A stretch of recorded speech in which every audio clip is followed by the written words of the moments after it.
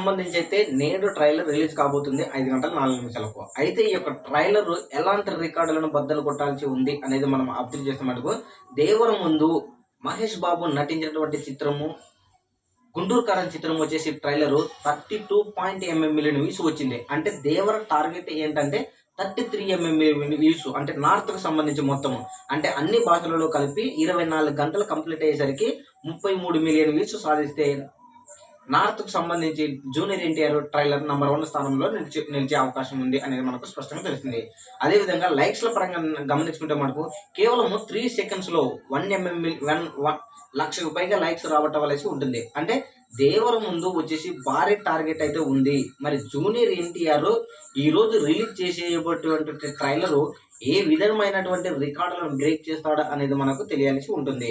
So మొత్తానికైతే junior NTR ట్రైలర్కి వచ్చేసి భారీగా టార్గెట్ అయితే ఉంది అనేది మనం స్పష్టంగా గమనించుకోవచ్చు. మరి జూనియర్ ఎన్టీఆర్ ట్రైలర్ ఎలాంటి రికార్డులను బద్దలు కొడుతుందా అనేది మీ యొక్క అభిప్రాయాన్ని కామెంట్ కూడా తెలియజేయండి.